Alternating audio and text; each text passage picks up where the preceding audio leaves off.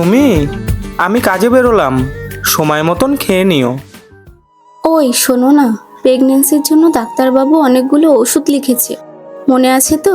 সেগুলো নিয়ে এসো।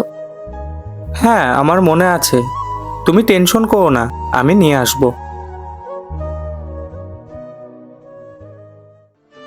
কি যে করি কিছুই বুঝতে পারছি না, ওষুধের তো অনেকগুলো টাকা দাম, আর এদিকে আমার কাছে।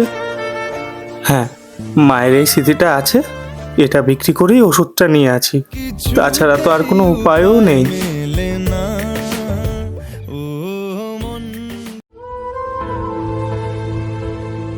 সুমি, নাও ওষুধগুলো নাও, আর কোনটা কিরকম ভাবে খেতে হবে সবের মধ্যে লেখা আছে।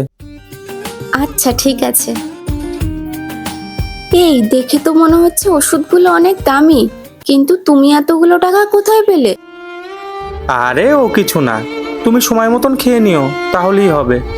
না না, তুমি আগে বলো, না হলে কিন্তু আমি একটা ওষুধ খাবো না। আচ্ছা বেশ, শোনো তাহলে, মায়ের দেয়া যে আংটিটা ছিল ওটাই বিক্রি করে ওষুধগুলো নিয়ে আসলাম।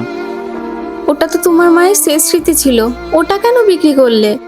দেখো, এই আংটিটার থেকেও আমার কাছে বেশি জরুরি তুমি, কারণ তোমার মধ্যেও তো একজন ধীরে ধীরে বড় হচ্ছে, তাই না? কিন্তু আর কোনো কিন্তু না, আমি কাজে বেরোচ্ছি, আমার দেরি হয়ে যাচ্ছে। সময় মতন ওষুধগুলো খেয়েও, আর নিজের খেয়াল রেখো।